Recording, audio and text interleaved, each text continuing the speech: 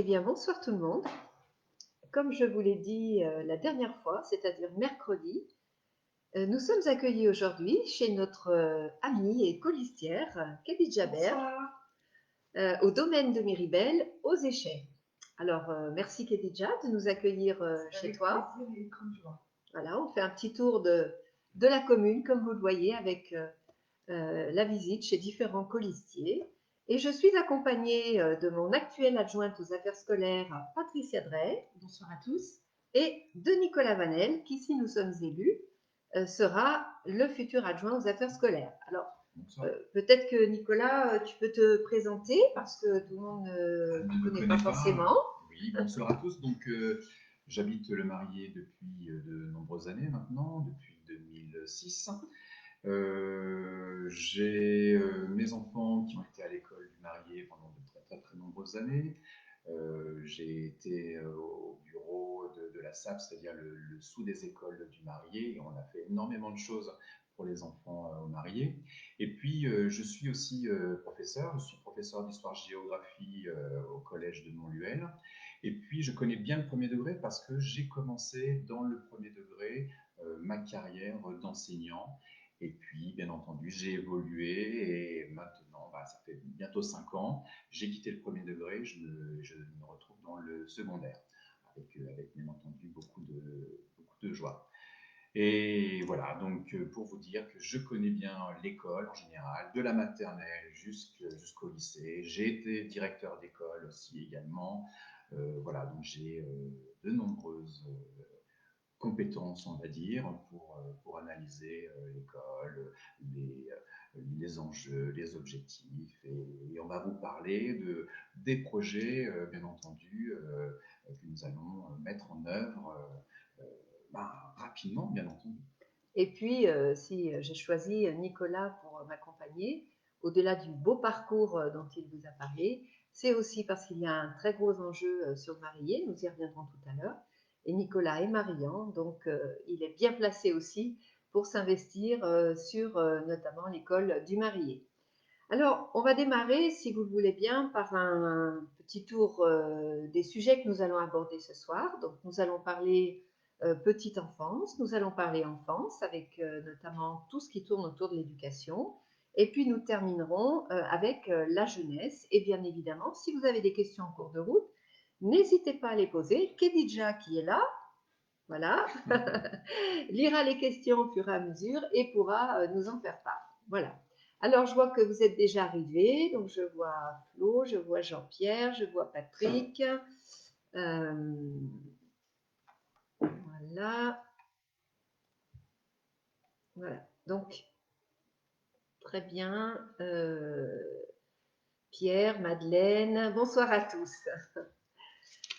Alors, tout d'abord, revenir sur la petite enfance. La petite enfance, bon, vous savez qu'avant d'être mère, j'étais première adjointe et je me suis occupée pendant 2 mandats de tout ce qui tournait autour de la petite enfance et de la jeunesse et d'une manière générale des affaires sociales. Mais nous vous parlerons des affaires sociales jeudi avec mon actuelle adjointe Marie-Chantal Jolivet, qui, si nous sommes élus, sera aussi ma future adjointe aux affaires sociale, puisqu'elle fait un travail formidable sur le terrain, et ça serait dommage de ne pas la garder avec nous. Alors, pour la jeunesse, pour l'enfance, on en reparlera tout à l'heure, pour la petite enfance, donc vous savez que dès 2005, nous avons ouvert l'espace petite enfance à Miribel, un travail que j'avais démarré en 2001 en tant qu'adjointe et qui au départ était un vrai challenge puisque on nous disait à l'époque, oh, ça ne marchera pas, il n'y a pas assez de monde pour demander autant de services. Et en fait, on se rend compte aujourd'hui que c'est le contraire. La population de Miribel a évolué. Nous avons beaucoup de jeunes familles qui s'installent et beaucoup de demandes, beaucoup d'attentes en matière de petite enfance. Donc aujourd'hui, nous avons des commissions qui se réunissent 1 à 2 fois par an pour attribuer les places en fonction d'un certain nombre de critères. Et il est vrai qu'il va falloir réfléchir sur le mandat prochain à une capacité supérieure d'accueil de la petite enfance. Il y a aussi la question des assistantes maternelles, puisqu'il faut du travail pour tout le monde. L'accueil collectif, c'est une chose, mais nous doivent pouvoir travailler.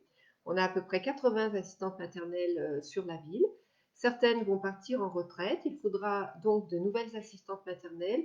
Et nous allons lancer un grand programme de valorisation du métier d'assistante maternelle que nous continuerons à accueillir et à accompagner au relais d'assistantes maternelles, puisqu'elles peuvent faire non seulement des réunions collectives où elles se retrouvent avec les enfants, mais en plus de ça, elles sont suivies, elles sont formées, et donc pour les familles, c'est aussi un gage de grande qualité. La crèche familiale, quant à elle, qui fonctionne très bien aussi, va se spécialiser davantage encore pour accueillir des enfants dont les parents, par exemple, ont des horaires atypiques, ou pour accueillir des enfants avec des handicaps un peu particuliers qui ne peuvent pas toujours être accueillis dans la collectivité.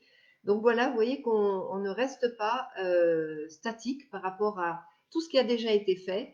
Il y a encore beaucoup de choses à faire, nous continuerons à le faire. Autre sujet qu'on pourra voir aussi avec la jeunesse, mais qui a beaucoup de succès, de plus en plus de succès, ce sont les soirées, conférences, débats avec les parents au sujet de la parentalité. Ça marche très très bien. Nous avons de plus en plus de jeunes parents qui viennent. Beaucoup de papas d'ailleurs viennent aussi, parce que souvent on a l'habitude de voir les mamans, mais on a aussi des papas, n'est-ce pas Nicolas, qui s'intéressent maintenant de plus en plus bien sûr, à la petite enfance et qui essayent d'être de bons parents. Et ces ateliers d'accompagnement à la parentalité sont vraiment très appréciés. Ils sont ouverts aux parents de maternelle, mais ils sont aussi ouverts aux parents qui ont de jeunes enfants de 0 à 3 ans. Et ce sont vraiment des temps très importants pour l'accompagnement éducatif des familles. Voilà, donc au sujet de la petite enfance, bien sûr, on continuera à accueillir aussi les enfants qui sont porteurs de handicap. Aujourd'hui, c'est un vrai sujet. Un vrai projet pédagogique qu'on porte et qui est très fortement porté par l'équipe, notamment du pôle petite enfance, c'est le développement durable. On a une directrice qui est absolument épatante, Christelle Chaplan, une Marianne aussi, qui est une directrice qui fait un travail absolument formidable, qui a repris la direction de l'ensemble des services de la petite enfance, qui a réussi à réorganiser tous ces services pour une capacité d'accueil supplémentaire et qui aujourd'hui travaille vraiment toutes les questions de développement durable dès la plus petite enfance. Et on a aussi des ateliers qui sont vraiment très sympathiques au niveau de la petite enfance, puisque nos personnels se forment progressivement au langage des signes, de façon à pouvoir comprendre les enfants, même lorsqu'ils n'ont pas encore la parole. Et je peux vous dire, pour avoir assisté à ces moments d'échange entre nos personnels, la petite enfance et les enfants, ce sont des moments vraiment formidables parce qu'on se rend compte que dès très petits, 6 mois, 7 mois, les enfants arrivent tout à fait à se faire comprendre avec le langage des signes. Donc, vous voyez, on a des services petite enfance qui sont absolument remarquables, qui sont innovants, qui sont à la pointe du progrès.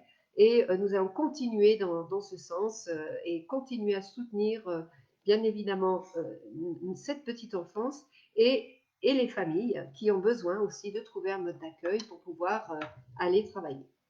Voilà, et d'ailleurs, on a vu qu'avec l'évolution de la société, on a de plus en plus de mamans qui travaillent même quand leurs enfants sont petits. Donc, on retrouvera ce phénomène dans la gestion notamment du restaurant scolaire, dont vous parlera Patricia tout à l'heure.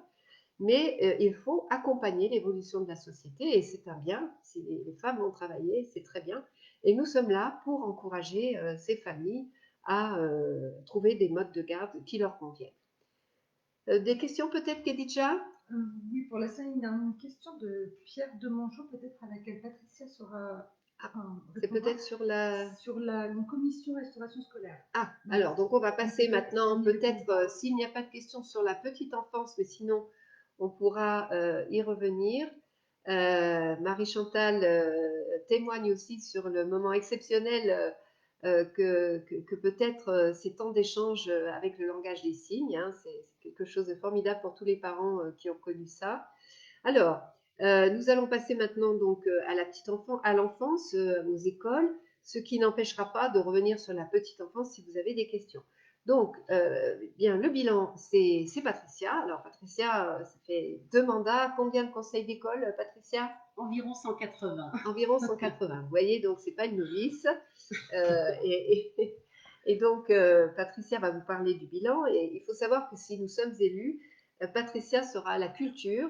Patricia, bon, de toute façon, c'est quelqu'un qui a la fibre culturelle, qui rêve d'avoir une mission culturelle. Et donc, elle aura aussi beaucoup de projets. Nous reviendrons peut-être sur 2, 3 de ces projets. Et puis, dans la semaine, on parlera culture également. Donc voilà. Patricia, peut-être un petit retour sur tout ce qui a été fait dans nos écoles ces dernières années. Avec grand plaisir. Alors avant de m'intéresser à la culture dans un prochain mandat que nous espérons tous, je suis effectivement en charge des affaires scolaires depuis 12 ans, donc 2 mandats. Il faut savoir, enfin je crois qu'on peut dire qu'au cours de ces 12 années, nous avons établi de vraies relations de confiance, une vraie qualité d'écoute également de notre part et de la part de tous les partenaires qui interviennent au sein des écoles. Je pense que ça c'est important parce qu'il y a de nombreux partenaires effectivement qui interviennent dans les écoles, l'éducation nationale évidemment prioritairement, la commune, les partenaires associatifs et tous ceux qui gravitent autour de l'école, puisque à la faveur de la réforme des rythmes scolaires, nous avons mis en place un grand projet avec les associations de la commune. Nous avons chaque année renouvelé un appel à projet pour que les associations interviennent sur les temps périscolaires. Donc ça perdure depuis 2015-2016 et nous en sommes ravis. Alors peut-être un petit rappel pour Madame le maire, pour ceux parmi nos spectateurs qui ne connaissent pas forcément la vie scolaire de la commune. Nous avons sur Miribel la chance d'avoir 5 écoles publiques et un centre scolaire privé Saint-Joseph. 2 grandes écoles sur le centre-ville avec Henri Deschamps et le centre, tout proche de la mairie, et puis les 2 écoles des hameaux, le Marillier et les Échets, dont nous avons parlé en début d'intervention.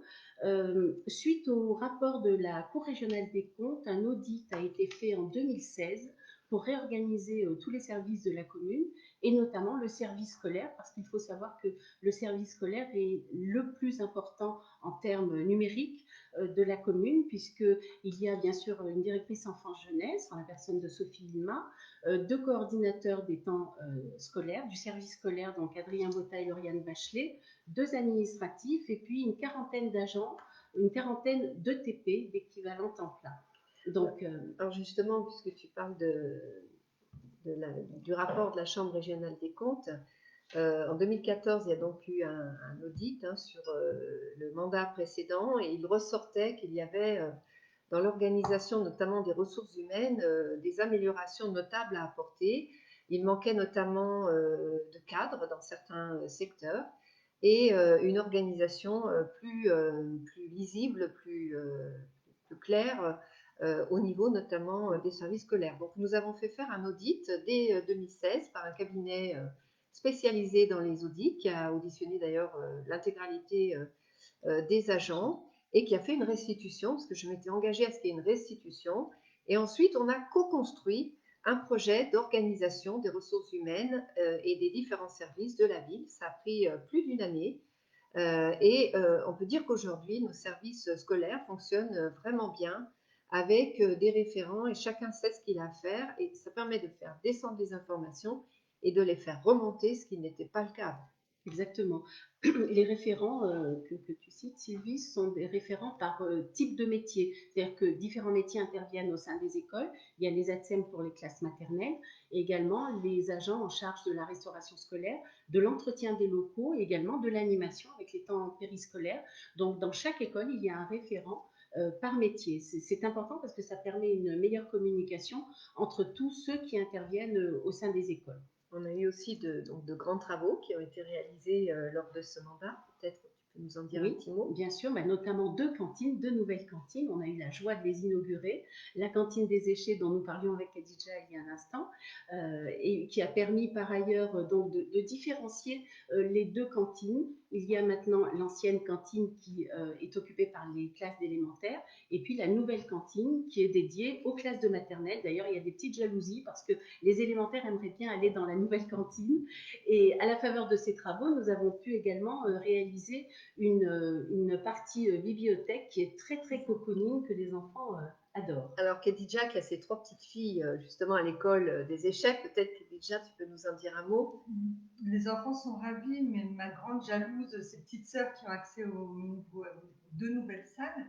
Mais ce qui les rend encore plus heureux, c'est d'avoir eu la surprise d'avoir un espace lecture, une petite zone un peu sympa où ils peuvent avoir accès à des livres, pouvoir profiter d'une bibliothèque qui a été mise en place à ce même endroit, dans la continuité des salles de cantine. Donc c'est une joie. Exactement. Ce qu'il faut dire, c'est que lorsque nous avons agrandi, donc avec cette nouvelle cantine, il y a eu une ouverture de classe. Donc l'ancienne bibliothèque, parce que l'école des Échets avait une très grande et belle bibliothèque, a été réaménagée en classe, ce qui fait que tous les livres ont été rassemblés pour ce coin bibliothèque, mais également dans toutes les classes. Et le directeur, M. Touffer, m'avait même fait la confidence que finalement, le fait d'avoir un stock de livres en chaque fond de classe, c'était même mieux que la bibliothèque.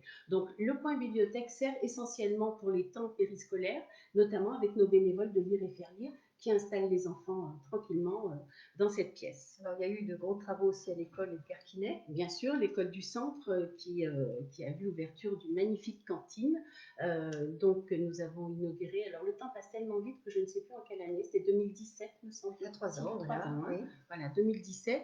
Et c'est une très belle cantine. Bon, il faut dire qu'il en avait vraiment besoin. C'est un projet qu'on avait mûrement réfléchi. Et grâce à la confiance de Madame le maire, nous avons pu le réaliser pour la plus grande joie des enfants et du personnel qui travaille dans ce lieu qui est vraiment très, très agréable. C'est sous forme de semi-self également. Ça, c'était la grande nouveauté pour les enfants et ils l'apprécient énormément.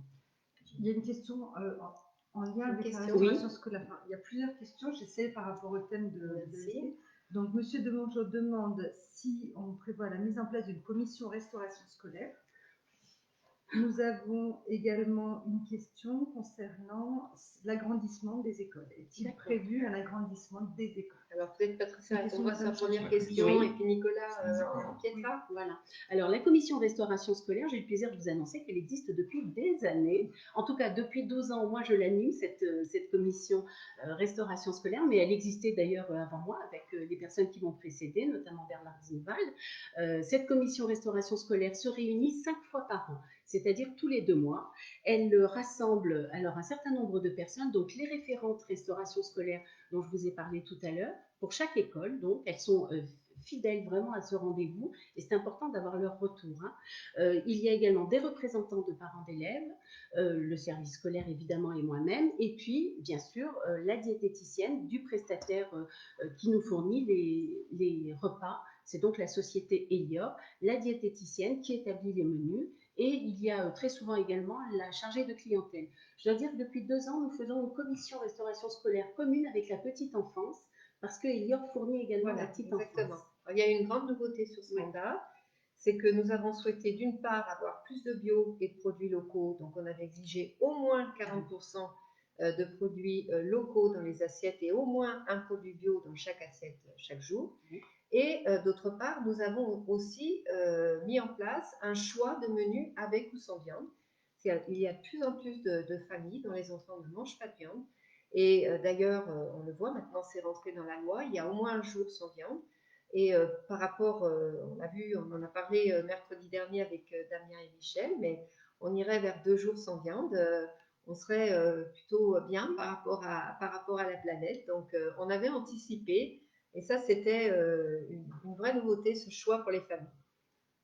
Nicolas ? Très bien. Oui, alors avant de vous parler des différents projets que nous souhaitons mettre en œuvre, je voulais quand même rendre un hommage appuyé à Patricia Drey, avec tout le travail qu'elle a pu faire avec les agents municipaux, en lien avec les écoles, les enseignants, les directeurs qui ont mis en place un protocole sanitaire drastique. C'était vraiment très important. Et tout cela, vraiment, je pense que c'est un beau bilan collectif, une réussite collective qui a permis d'accueillir des élèves depuis le 11 mai, je crois que c'était la nouvelle rentrée des classes. Voilà, en tout cas, sachez que ça a été un travail phénoménal et je tiens quand même à remercier Patricia, l'ensemble de la communauté éducative et des agents municipaux pour ce travail extraordinaire.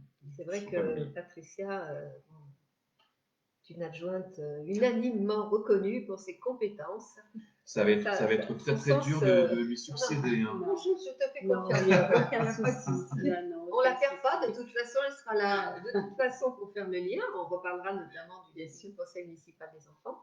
Mais c'est vrai que Patricia est une personne qui a de très grandes qualités humaines et qui a toujours été à l'écoute de tout le monde, y compris des enfants qui l'adorent, parce que quand elle rentre dans une classe, ils lui sautent au cou. Donc en période de Covid, c'était un petit peu compliqué, mais bon, voilà. En tout cas, c'est vrai que bon, on perd une excellente adjointe aux affaires scolaires, mais on va gagner Nicolas, et on attend beaucoup de Nicolas, donc et on a vraiment confiance en lui. Très bien.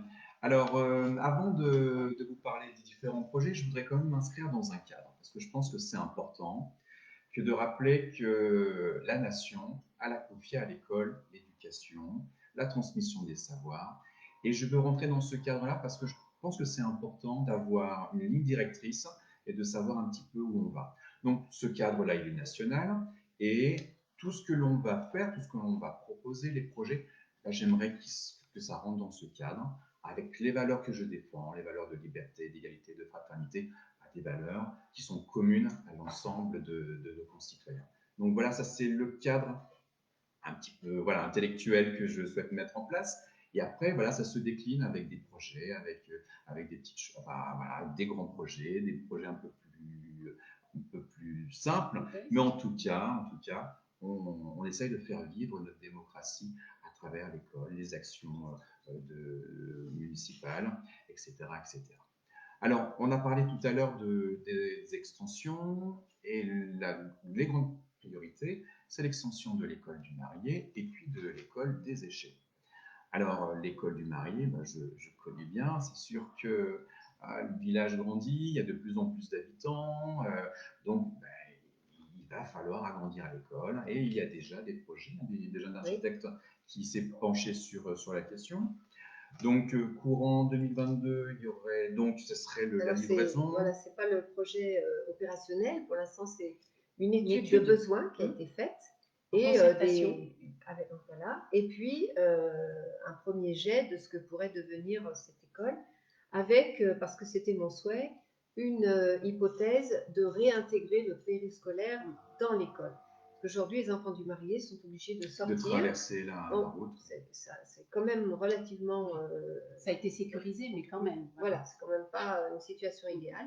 Donc, nous avons un scénario qui retient plutôt notre attention et qui intégrerait le périscolaire. Le périscolaire, donc à l'intérieur de cet espace. Il y a de l'espace, donc on peut agrandir facilement l'école. Il n'y a pas de problème technique.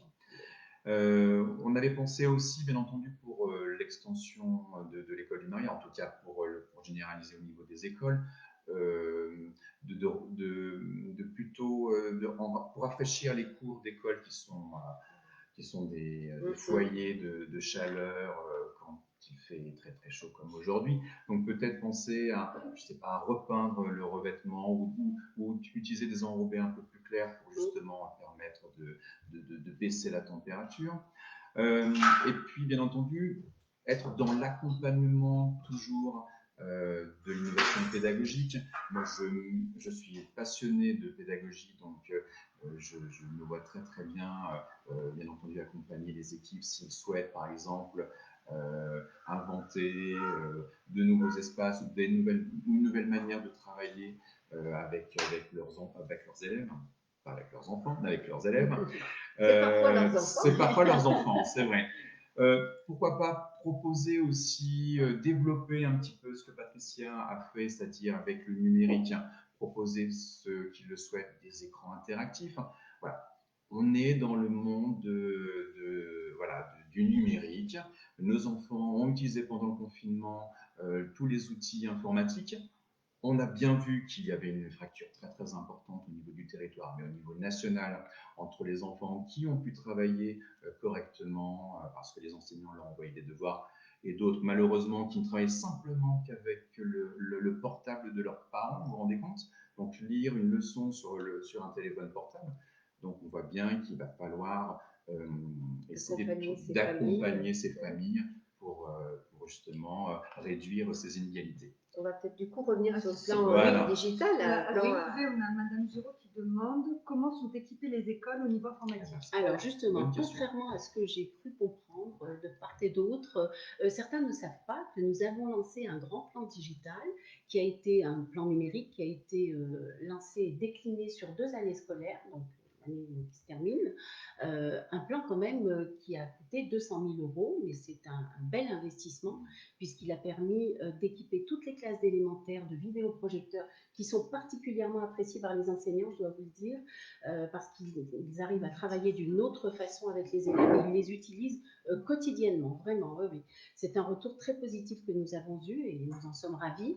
Et puis, toutes les classes d'élémentaire toujours sont équipées de mallettes d'ordinateurs portables. Après, voilà, comme tu le disais, Nicolas, il y aura peut-être il y aura sans doute des choses à développer, à imaginer pour accompagner. Et c'était le fruit d'une concertation avec les enseignants. Bien sûr. Alors, et avec la conseillère informatique, la conseillère 6 de l'Éducation nationale. Voilà. Si je peux me permettre, Sylvie, de préciser que l'Éducation nationale est notre partenaire privilégié pour ce qui concerne l'école, bien évidemment. C'est tout à fait naturel et nous avons des relations très fréquentes avec notamment Madame Lieuen, Madame Velay, qui est arrivée sur le secteur cette année, qui a succédé à Monsieur Beau, l'ancien inspecteur de l'Éducation nationale, avec qui nous avons travaillé de nombreuses années. Moi, une question, Khadija juste pour reprendre ce que tu disais, dans chaque classe, on a un écran, un vidéoprojecteur, un accès Internet, donc la possibilité, comme pour ma grande par exemple, en classe, de faire des exposés. Oui, tout à fait. Voilà. Juste une précision encore sur l'informatique. Nous avons confié la maintenance de tout ce matériel informatique, parce que c'est important la maintenance, à une société du secteur, et particulièrement des Échets, donc qui assure la maintenance sur les ordinateurs achetés dans le cadre de ce plan numérique, parce qu'il est vrai qu'au cours des dernières années, dans toutes les écoles, il y avait du matériel un peu disparate, des ordinateurs de récupération, des dons, voilà, des parents. Maintenant, c'est très difficile à mettre en place. C'était des dons qui étaient les bienvenus, mais maintenant, voilà, on est passé à une autre époque. Je pense que c'est important de le dire. Voilà. Nous avons une question de Madame Dumont Christine. Allez-vous organiser un système de concertation entre parents et enseignants? Alors, déjà, il existe déjà des conseils d'école, ça c'est une instance importante. C'est une instance importante qui réunit les parents, les enseignants, les représentants et la mairie. Au-delà de ça, dans mes projets, moi j'envisage quelque chose suite justement à la crise du Covid. J'ai beaucoup réfléchi, je me suis dit que parfois les parents ne peuvent pas venir aux réunions parce que c'est le soir, qu'il n'y a pas forcément quelqu'un pour garder les enfants, etc. Et je pense qu'il serait vraiment très intéressant de mettre en place une réunion trimestrielle avec les familles de Miribel, en Zoom, pour celles qui peuvent venir sur Zoom, puisque tout le monde s'est plus ou moins maintenant mis à la mode du Zoom. Et ça permet de discuter avec énormément de familles, et notamment ces familles qu'on ne voit jamais, et notamment celles aussi qui ont leur enfant gardé par une assistante maternelle et donc qui ont guère la possibilité de venir à l'école. Donc, mettre en place de nouveaux outils, tirer de l'expérience qu'on vient de vivre pour toucher un plus large public et concerter davantage, je pense que ça, c'est vraiment quelque chose qui peut se mettre facilement en place et qui pourrait avoir un certain intérêt pour les familles. Nicolas ? Oui, alors qu'est-ce que je peux dire parce qu'on a une grande liste à vous proposer, on est là dans 2 heures aussi. Voilà, donc bien entendu, renforcer les sorties à la journée, renforcer tous les spectacles qui sont proposés par la mairie, le lien qu'il y a avec l'AMD, avec les musiciens intervenant dans les écoles. Donc c'est quelque chose qui est les spectacles sont proposés par le Théâtre Allegro et ils sont pris en charge partiellement par la communauté de communes pour un spectacle par enfant, et la commune de Miribel est la seule commune de la communauté de communes qui prend en charge aussi une partie pour un deuxième spectacle pour tous les enfants de Miribel. Donc vous voyez, à Miribel, nos enfants sont gâtés. puisqu'on en est là, est-ce que je peux me permettre de faire un petit bilan de tout ce qui est fait pour les écoles chaque année depuis des années. Et qui continuera. Et bien sûr, évidemment, bah oui, évidemment, on compte sur toi, Nicolas. Alors, que vous dire, les nombreuses subventions qui permettent à nos écoliers de bénéficier de sorties, d'activités, de matériel également. Il y a sur le fonctionnement des subventions qui sont attribuées pour les fournitures scolaires et pour les activités dont tu parlais, Nicolas, à l'instant, le théâtre Allégro, l'îlot, la piscine, hein, bien sûr, le centre aquatique de Saint-Maurice-de-Bénaud, du secteur. Et puis, il y a également un certain nombre d'autres choses qui sont proposées. Notamment, nous avons noué une convention avec le RASED. Nous subventionnons le RASED. Le RASED, c'est le réseau d'aide spécialisée aux enfants en difficulté qui intervient dans toutes les écoles de la commune et de la circonscription d'ailleurs, qui fait un travail formidable. Ils ont des bureaux d'ailleurs mis à leur disposition à Méribel. Il y a également une subvention accordée à l'USEP. L'USEP, c'est la pratique sportive pour les enfants, notamment malheureusement juste à la veille de l'épidémie, le mur d'escalade qui a été prêté par l'USEP est arrivé à l'école du centre. Malheureusement, les enfants n'ont pas pu l'utiliser puisqu'il y a eu le confinement, mais l'USEP également permet aux enfants des écoles de Méribel de pratiquer une activité sportive, et surtout ce sont des échanges entre les écoles, pas seulement de la commune, avec des écoles de la circonscription. Donc ça, c'est très important. Ce sont donc les enseignants qui sont à l'USEP qui font une demande de subvention, et la commune, voilà, en fonction du nombre d'élèves. En fonction du nombre d'élèves, et la commune abonde à la hauteur de la demande qui est faite. On peut préciser également que l'école Henri Deschamps bénéficie d'un dispositif spécifique également, enfin de plusieurs dispositifs spécifiques qui permettent un accompagnement des élèves, puisqu'il y a les enfants du CADA notamment qui sont scolarisés dans cette école. Donc nous avons un vrai suivi de cette école. C'est vrai que pendant la crise que nous venons de vivre et qui n'est hélas pas terminée, la gestion a été quotidienne pour permettre, une fois le confinement terminé, d'accueillir les enfants à partir du 11 mai dans les meilleures conditions possibles. Nous avons eu très peur d'ailleurs qu'une restructuration ait lieu à l'école Henri Deschamps et que les classes du coup soient surchargées, mais nous nous sommes battus avec mon adjointe pour qu'il n'en soit pas question, et nous avons eu gain de cause d'ailleurs, puisque l'école Henri Deschamps continuera à avoir des petites classes, ce qui lui permettra d'accueillir dans de meilleures conditions les enfants, parce qu'ils ont aussi des enfants donc, qui ne parlent pas français, donc c'est important qu'il y ait de petites classes pour accompagner les élèves. Des classes à effectifs réduits, donc 24, aussi bien en maternelle qu'en élémentaire, et une ouverture de classe à Henri Deschamps pour cette prochaine année scolaire. Nicolas, tu vas l'inaugurer, c'est formidable. Voilà. Il y a énormément de choses à vous dire sur tout ce qui se fait dans les écoles, et moi, si je peux me permettre, Sylvie, de dire qu'il y a des nouveaux enseignants qui sont arrivés au cours de ces 12 années, que je viens de passer avec bonheur dans nos écoles, et qui me disent combien ils apprécient tout ce qui se fait à Méribel, parce que sincèrement, je crois qu'on n'a pas à rougir de ce que l'on fait pour nos écoles, pour nos écoliers. Ils sont plus de 1000 sur la commune, ils représentent plus de 10% de la population, donc c'est important qu'on les... Alors, on a un projet éducatif de territoire, mais là, on l'a vu pendant le Covid, et Nicolas, tu en as très bien parlé. La question de l'échec scolaire a vraiment été au cœur notamment des grosses inquiétudes qui persistent avec la reprise de l'école, et notamment la nouvelle reprise à la rentrée de septembre 2020. Et là, je pense qu'il va falloir travailler autour des questions d'accompagnement scolaire. Ça, ce sont des thématiques qui sont très importantes. On peut continuer sur le projet éducatif territorial. Oui, ça serait peut-être pas mal, oui. Alors, bon, on a évoqué déjà quelques petits points. Donc, le plan numérique, non, c'est pas le plan numérique. Sylvie vient d'en reparler. Donc, l'aide aux enfants en difficulté. Oui, c'est vraiment quelque chose de très, très important. Ça illustre les valeurs de notre République qui sont très, très importantes à mes yeux. Et puis, bien entendu, le plan numérique suivi avec des formations pour les enseignants, en lien avec l'éducation nationale, en lien avec la conseillère pédagogique TIS. Voilà, donc on s'inscrit bien entendu dans tout ce parcours-là, dans cette innovation, dans ce suivi, dans cette formation. On accompagne,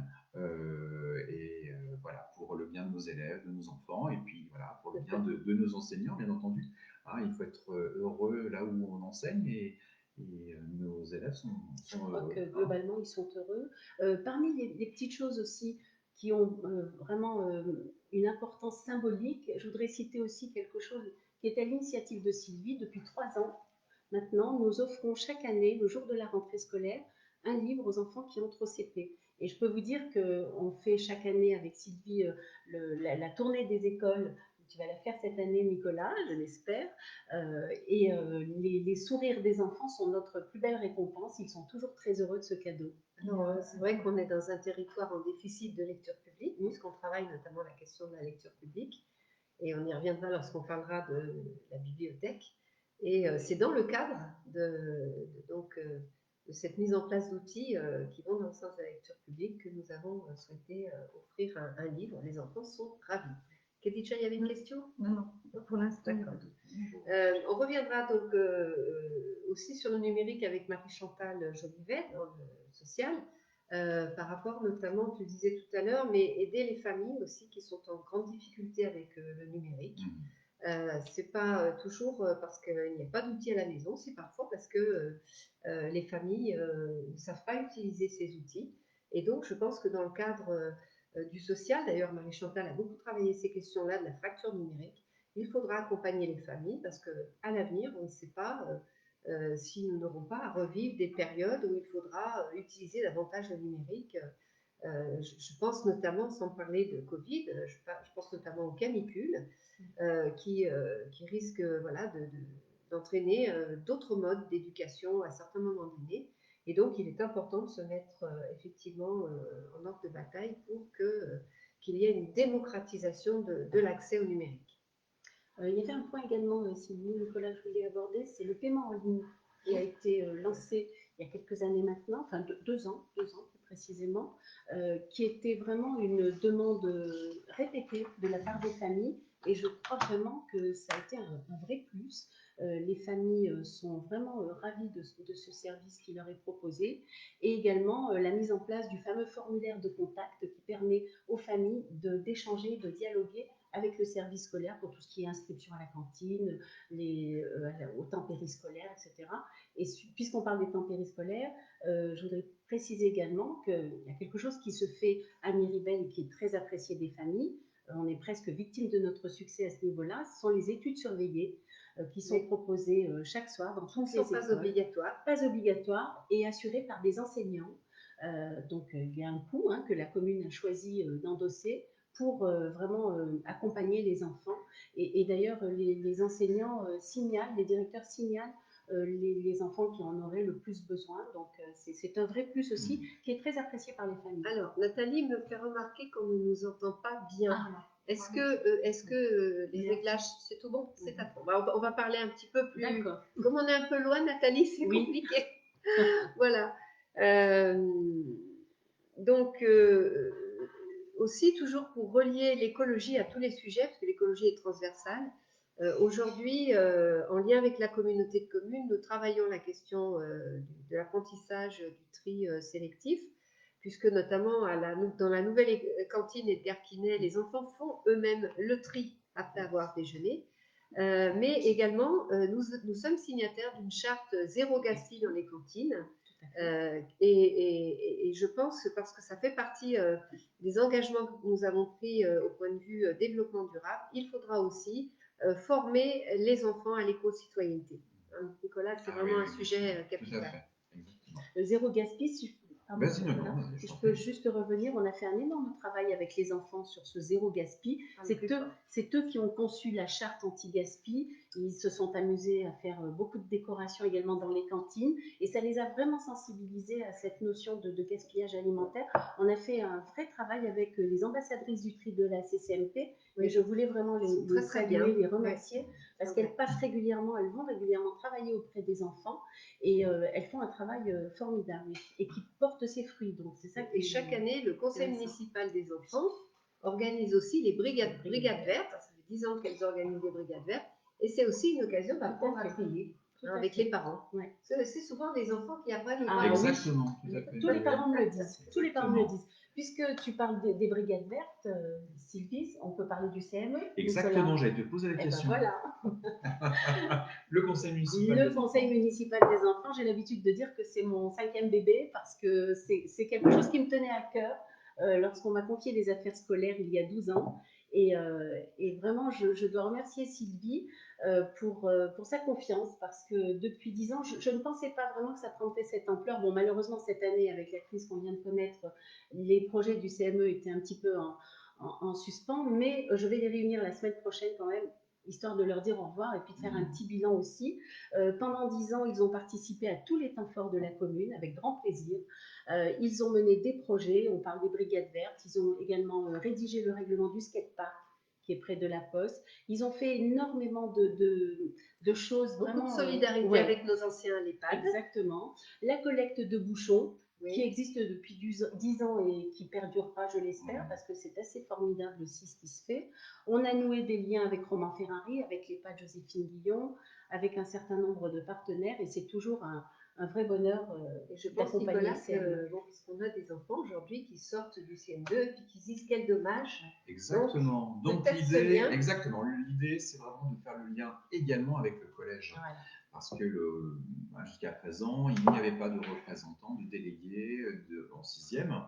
Et ça ferait justement une continuité de l'école vers le collège. Et puis, vous savez que c'est un cycle 3, donc c'est un cycle.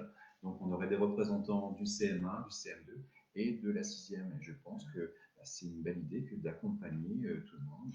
Oui, et cette idée venait des enfants eux-mêmes. Quand ils partaient au collège, ils me disaient qu'ils avaient envie de continuer. Donc on a essayé de nouer des liens avec Carole Terrier, la CPE, et Monsieur Allot, le principal du collège Anne-Franck, qui sont toujours très à l'écoute. Ils ont participé à un certain nombre de nos actions. Et c'est vrai que cette année était un peu particulière, mais on a fait un gros travail l'année dernière sur le harcèlement scolaire avec les enfants du CME et le collège, les élèves du collège. Donc c'était une première. Oui, et j'espère. Une plaquette. Tout à fait, on a édité une plaquette. Alors on peut dire qu'il existait un conseil départemental des enfants, oui.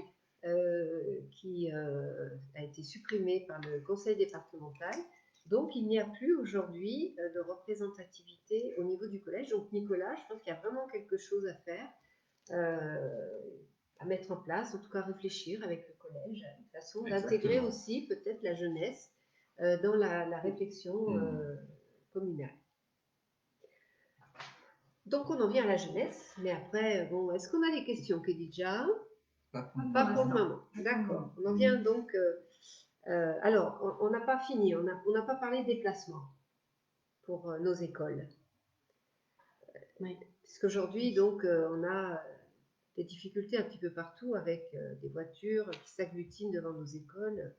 Ils ne sont pas faits pour ça. Et Nicolas, il y a peut-être d'autres façons d'envisager la motricité. Alors, c'est vrai que si moi je prends l'exemple du Marié, c'est vrai que quand on voit des voitures qui sont stationnées simplement pour emmener les enfants à l'école, bon, c'est pas du tout adapté. Hein. C'est vrai qu'à chaque conseil d'école, les parents s'insurgent parce que il n'y a pas de place, la voie qui est destinée aux pompiers est bouchée, bon, etc., etc. Alors, il existe bien entendu différentes solutions en mobilité douce, pardon. Vous connaissez le pédibus, mais le pédibus, il faut le mettre en œuvre peut-être en lien avec des associations. Alors, au Marié, il y a une association qui est très sympathique et très dynamique, c'est la SAP. Alors, je donne un petit, un appel donc aux membres de la SAP pour peut-être mettre en œuvre le premier pédibus à Miribel, pour justement permettre... Voilà. Sur ce mandat, on n'a pas réussi à conclure sur la persévère du Marié, bon, parce qu'il y avait des enjeux privés qui étaient en question et on n'a pas réussi à mettre d'accord les propriétaires parce que pour dire qui dit pédibus dit trottoir. Et là, aujourd'hui, au Marié, les trottoirs, ça ne va pas. Mais il y a peut-être d'autres alternatives, notamment le cyclobus. Le cyclobus. Je ne sais pas si vous avez entendu parler du cyclobus. On vous mettra une vidéo après notre vidéo en direct et vous verrez que c'est assez sympathique. C'est comme un grand vélo à plusieurs électriques et les enfants adorent ça et puis ça peut permettre de relier une partie de la ville à l'école par exemple du coup, en mode doux. Donc, c'est des choses qu'on va étudier parce que ça vaut le coup de se pencher sur ces questions. Bien sûr, on continuera à soutenir nos associations de parents d'élèves. Bien sûr, comme on l'a toujours fait. Voilà, et puis donc on vient tout doucement à la jeunesse. La jeunesse avec aujourd'hui déjà une philosophie qui a été la nôtre pendant ce mandat, c'était de se dire, au moment où on a choisi l'emplacement du skatepark, sur le mandat précédent, le maire précédent souhaitait installer ce skatepark en périphérie de ville. Nous avons fait le choix de l'installer en plein cœur de ville. Parce que c'est la place qu'on donne à la jeunesse, qu'on signe à travers le choix de l'emplacement des équipements. Soit on part du principe que la jeunesse ne fait pas partie de la population et on la met à la sortie de la ville, soit on décide qu'elle fait partie de la population et on lui donne une place de choix. Et on a choisi de mettre ce skatepark en cœur de ville et, eh bien écoutez, on n'en a que des compliments, pas de difficultés particulières. Et on sait aussi d'ailleurs, parce qu'on est très branché intergénérationnel, que lorsqu'on crée des aires de jeu intergénérationnelles, elles sont aussi moins détériorées, on a moins de difficultés aussi après sur la gestion de ces équipements. Donc la question de la jeunesse, elle se pose à travers notamment l'aménagement que nous aurons du complexe La Chanale lorsque l'ancien gymnase sera démoli. Nous ne sommes pas partisans de faire une construction. Par contre, nous souhaitons avoir un immense terrain intergénérationnel avec des jeux, y compris des jeux inclusifs pour les enfants handicapés, des parcours de santé, des jeux de fitness, des agrès pour les adolescents. Donc là, il y a un vrai projet très intéressant à construire avec nos jeunes et on les mettra dans le coup pour construire ce projet. Et donc une aire de jeu public en accès libre, parce qu'aujourd'hui les adolescents nous disent bon ben voilà, si on ne veut pas s'inscrire dans un club, parce qu'il y a un âge où ils n'ont pas toujours envie de s'inscrire dans un club, ils ont envie voilà, d'aller jeter un ballon dans un panier de basket ou d'être avec 2-3 copains et puis de jouer un peu comme ça. Donc il est important aussi qu'ils puissent aller se défouler un petit peu sur des aires de jeu qui sont faites pour les accueillir. Voilà. En ce qui concerne les enfants, il y a un projet aussi dont on avait parlé qui nous tient à cœur, c'est d'organiser une grande cérémonie annuelle de remise des diplômes à nos jeunes, donc de tous les niveaux, hein, que ça soit au collège, mais également au lycée. À l'américaine. Mais à l'américaine, ça se fait aussi en France. Alors, ça se fait dans les collèges, ça se fait sans doute aussi dans les lycées, mais c'est important aussi qu'à un moment donné, la ville mette en avant ces jeunes, tous ces espoirs qui sont là, de même que c'est très important de les accompagner, notamment dans la possibilité de trouver un stage, parce qu'aujourd'hui, on se rend compte que finalement, bon an, mal an, les jeunes finissent par trouver un stage toujours en gros chez leurs parents ou chez le tonton, ou n'en trouvent pas, ou vont, je sais pas, dans la zone commerciale à défaut de trouver quelque chose en lien avec une profession qu'on aimerait pratiquer. Donc, c'est dommage que ce stage, hein, et c'est pas toi qui diras le contraire, Nicolas, ce stage qui est fait pour justement essayer de se tester un peu, voir quel serait dans son objectif professionnel, qu'il ne soit pas mieux adapté. Donc l'idée, c'est de créer une espèce de plateforme qui permettrait justement d'avoir d'un côté toutes les entreprises, et à travers notamment les parents d'élèves, on a un certain nombre d'entreprises, plus les entreprises du territoire, créer des partenariats pour permettre aux jeunes d'aller au plus près de leurs ambitions professionnelles. De même, nous souhaitons accompagner l'apprentissage, qui est aussi très important aujourd'hui. On sait qu'on va avoir besoin de ces professions manuelles et il est important aussi que nous puissions mettre en contact des entreprises avec des apprentis. On a beaucoup d'élèves qui obtiennent des places dans des écoles et qui ne peuvent pas concrétiser leur formation parce qu'ils n'ont pas réussi à trouver une entreprise qui les prend en apprentissage. C'est un problème assez cruel pour ces jeunes et donc c'est important de les accompagner. Toujours dans le même domaine, on continuera les jobs d'été qui permettent aux jeunes de financer une partie de leur projet, que ce soit leurs études ou leur permis de conduire ou tout autre projet.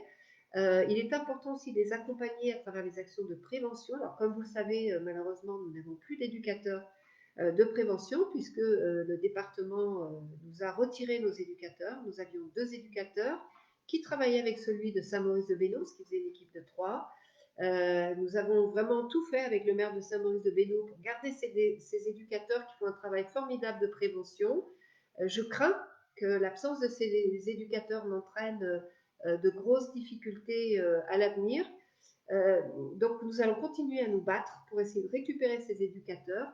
Et d'autre part, ce que la population nous fait remonter de façon assez fréquente, ces problèmes d'incivilité, alors qui ne sont pas liés qu'aux jeunes, hein, je rassure, un jeune n'est pas forcément quelqu'un qui est mal élevé, bien au contraire. Mais par contre, il nous manque aujourd'hui des médiateurs de rue qui pourraient intervenir pour simplement calmer le jeu quand les jeunes font un peu trop de bruit. Et ça, ce sont des postes qui peuvent se pourvoir à l'échelle de la communauté de communes.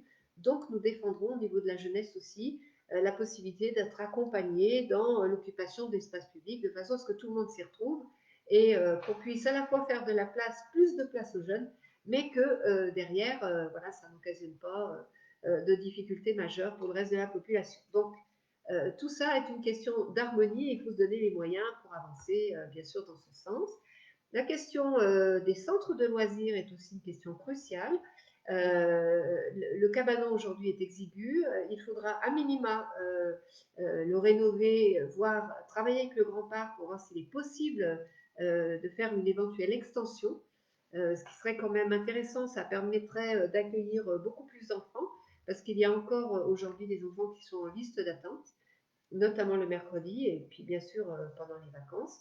Donc il faut absolument faire un travail de ce côté-là. Du côté du centre social, on y reviendra avec Marie-Chantal, mais c'est pareil, puisqu'il y a un accueil dès 3 ans.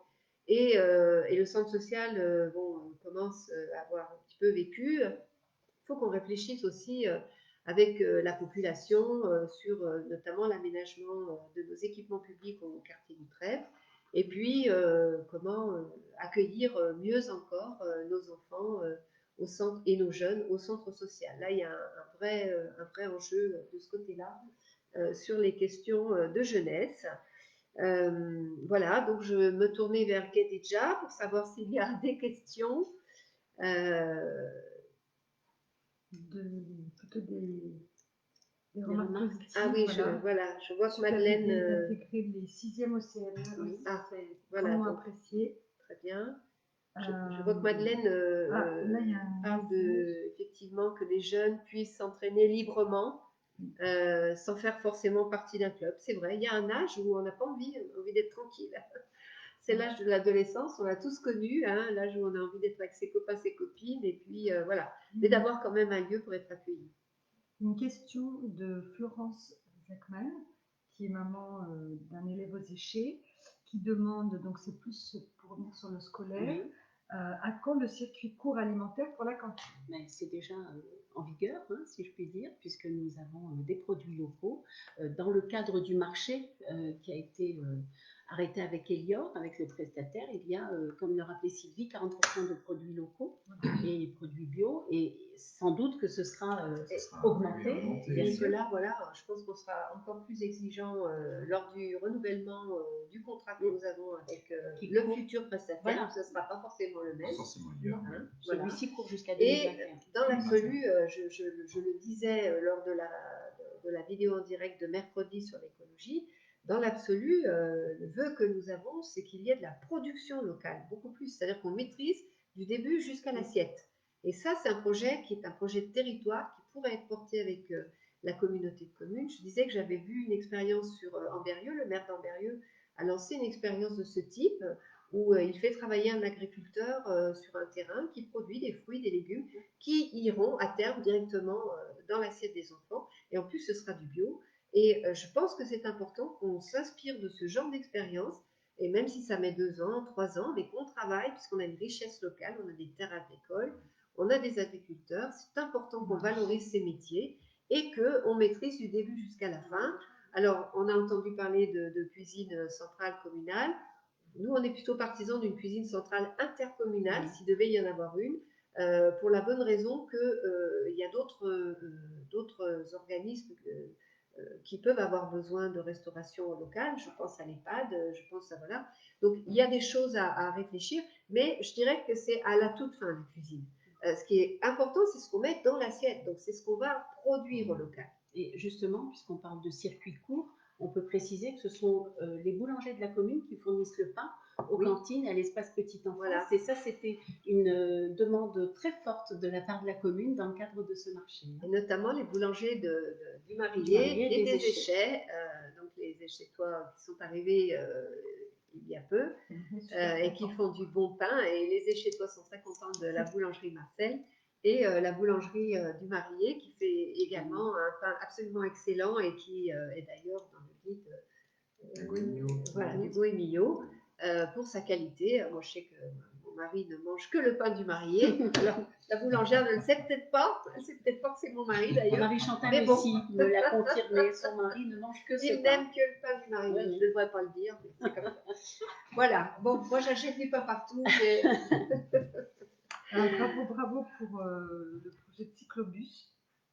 Alors ça serait extraordinaire. Je pense que ça serait extraordinaire. Il faut absolument qu'on aille dans ce sens. Quelque chose qui fait réagir positivement. Oui, tout à fait.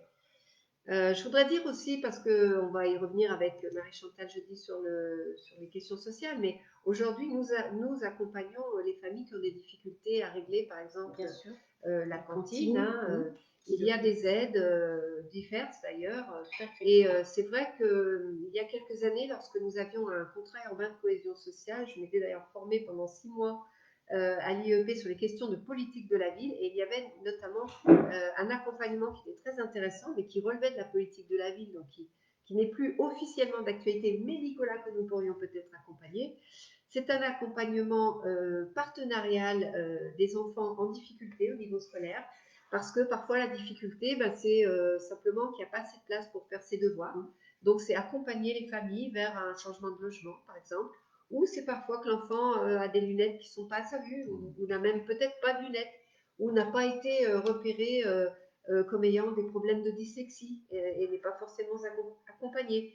Donc, ce sont des modules aussi qui sont très intéressants, où on a à la fois les enseignants, les élus, les assistantes sociales, et puis différents partenaires, le centre social, etc., et qui essayent de trouver après des moyens pour aider un enfant, bien sûr, toujours avec l'accord des familles, hein, c'est une espèce de contrat gagnant-gagnant, mais ça permet d'affiner un petit peu plus les moyens que nous pourrions mettre en place pour accompagner les enfants.